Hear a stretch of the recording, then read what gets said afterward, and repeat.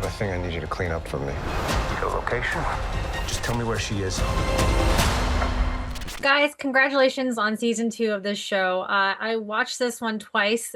I was at the edge of my seat for every episode. It's just so good, and very excited to talk to you all. We can get into spoilers for the entire season. We will be publishing this later, don't worry. But I wanted to start with the finale because I think that's where a lot, everything culminates to what this moment is, which we see also with Quinn. Quinn's a big part of it. She does admit the biggest secret, which is that she sent the car to scare Kate, but not really kill her. So why was it important for Kate's death to come from control gone wrong and not just pure evil or malicious intent? That is a great question. Thank you very much. I will say, well, I didn't expect that level of detail. That is really terrific. Thank you. And can I just say, first of all, how great are Jen Angourie and Judy Greer in that scene? So good. I mean, that to me is if people, to me, that and all the stuff we shot in Paris was really a pinnacle for me in terms of TV work. And I was just saying that I don't think I've seen performances that good since I was just starting out on The West Wing, watching John Spencer and Allison Janney going toe to toe. Look, I have to say this whole season was really about how do we keep to the spirit of Laura Dave and yet breathe into this as a television show? And that's where, we had Aaron Zellman and Daisy Mayer who really helped push this in terms of what it could be as a TV show. And yet we had our really good friends at Hello Sunshine and Jen Garner, pushing us to make sure we kept true to the spirit of Hannah Hall. And to me, one of the things that's a hallmark of my wonderful wife's writing is that there are no real bad guys, right? There are humans who make mistakes, right? Mm-hmm. And they're not mistakes that are made out of malice. They're mistakes that are made out of some self-interest. But it's never just pure evil, right? It's always relatable and understandable. She puts herself in everyone's point of view. And so for me to specifically answer that question, I think, Quinn, for Quinn to just knock off her best friend, right, would be, I think against the spirit of what Laura does in her writing, and frankly, the spirit of what Hello Sunshine tries to do in terms of telling stories of strong women who are relatable and sometimes put in bad situations. Does that make sense? It makes sense. I think it's really that we are giving dimension to every single one of these characters. And I think Quinn wasn't always the woman that she is when we meet her in this show. And I think, to Laura and Josh's great credit, they really think about all of the ingredients that lead us to the place where we are. And so while she makes very clear choices in the present, clearly they're very informed by the events of the past. And this is a great example of just that.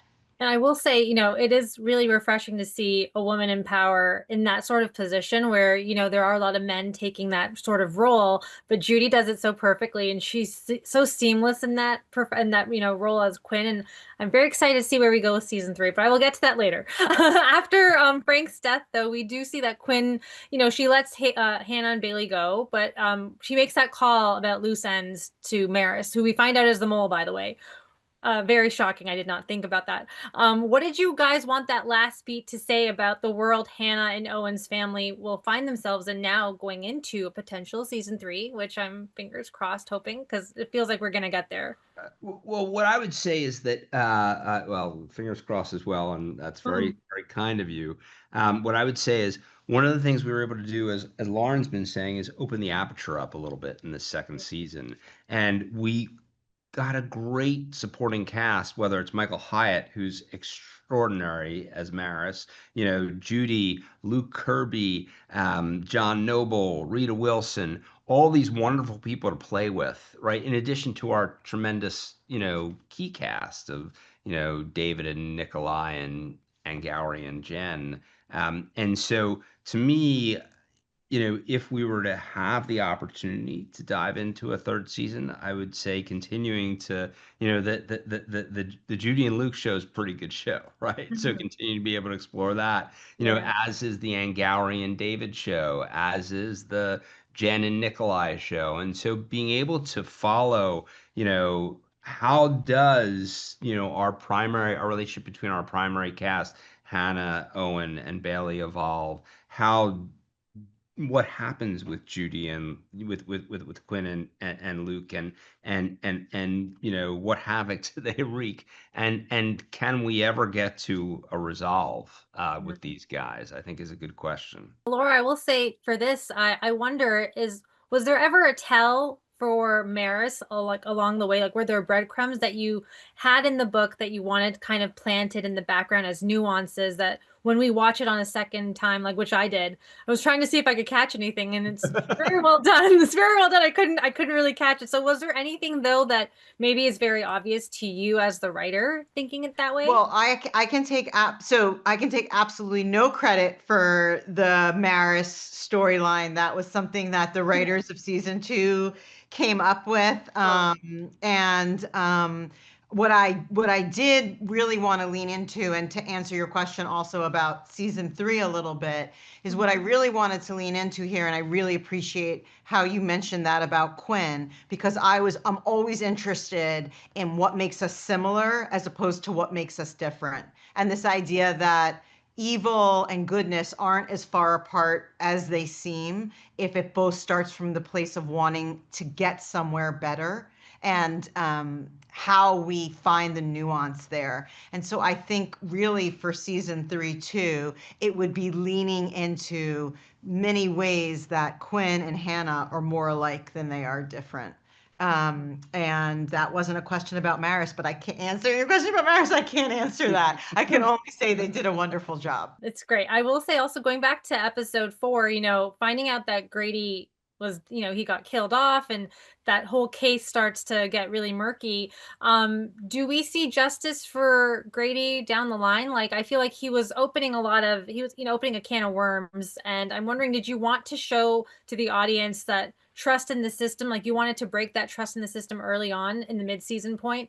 And like, what does that unlock then for potential, storyline with the rest of with whatever comes next, I guess, in season 3. Yeah, I think one of the, it was very bittersweet because Augusto's so great and was so great in the first season, and yet I think Aaron and I very quickly like, well, we got to kill him off, right? And it was in part because he's someone you love, and so the idea of losing him really hitting home, like this is real, like these stakes are real. And I do think that, one of the interesting things about where we might go in a potential season 3 is, I think, as we see with, with Hannah and Owen and Bailey and, Nicholas, like they're in such a good place, and Charlie, that they wouldn't stir stuff up necessarily on their own right. But if Quinn's going to stir stuff up, and we know that Luke's going to stir, I keep saying Luke, if Teddy, he's so indelible, Luke Kirby, Yeah. right? But we know that if Quinn and Teddy are going to stir stuff up, and Teddy's going to stir stuff up, then it's going to go both ways. And I think finding justice for for Augusto's character would be a nice thing to explore in season 3. I will say this season also reshaped what Bailey thinks she knows about her mom and her family. And then we get to see like there's like a mess that follows. So did you ever consider giving her just a cleaner truth, or was that mess supposed to be the point? Like it's supposed to be realistic, like you guys said. I mean, again, as I think I said earlier on, one of the things that I think Hello Sunshine responded to this too was when we started being able to play with different pairings, right? When we started being able to have Hannah and Owen go off on their own, right? And Bailey off on her own journey, right? Specifically with, talking to Nicholas and then talking to Quinn. Like there's something really interesting, and Angourie is such a strong actor, right? Which is something we saw in the first season, and being able to just she could carry the ball, right? When you got a great running back, you give her the ball, right? And she really did run with that ball, and it just enabled us to really to widen the aperture, as Lauren said, enrich this drama. And so, but of course, you always want it to be messy. And I think that's, again, the great thing about Laura's writing is it is messy in the best of ways. It's human as opposed to mustache twirly. Laura, you know, this is a series that I've loved the first book. I never got a chance to read the second book. I've been watching a lot of TV for work, as you can imagine. But I'm wondering, was there a scene from the book this season that you wanted to circle around a lot and you were like, this is the one scene we can't mess up that we have to have in this series?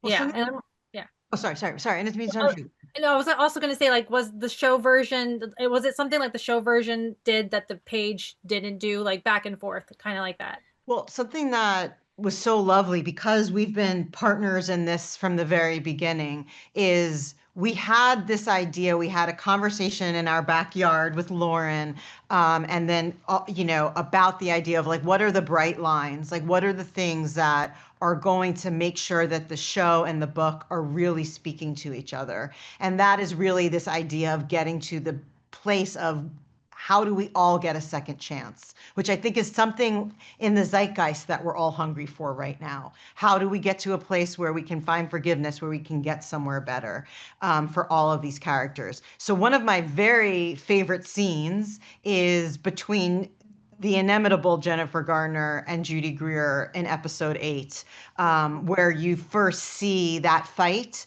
and then where you get, as Josh and Lauren were just talking about, that resolution with Angourie and Jennifer and Judy. The other thing that I did want to mention is, and it's funny how things all come back, but when I started writing this first book, it was 2011, but I started thinking about it all the way back in 2003, and Lauren knows this story, and the two things that really mattered to me were an interview I saw with Linda Lay, in which she was talking about how her husband had done nothing wrong, and an interview I saw with Reese Witherspoon, in which she was quoting Gloria Steinem and how important it is for women to watch other women become the hero of their own lives. And for all three of us up here, if I can say that, that is really what's at the heart of this, and what will be at the heart of it moving forward, is that Hannah Hall is the hero of her own life, and everything revolves around that. Yeah. Well, that's an incredible answer to end on. Thank you so much, all of you, for your time. Congratulations on this show. Huge fan. And so I can't wait to see season 3. Please. Thank Please you get for your double binge. Thank you. Of course. You guys take care.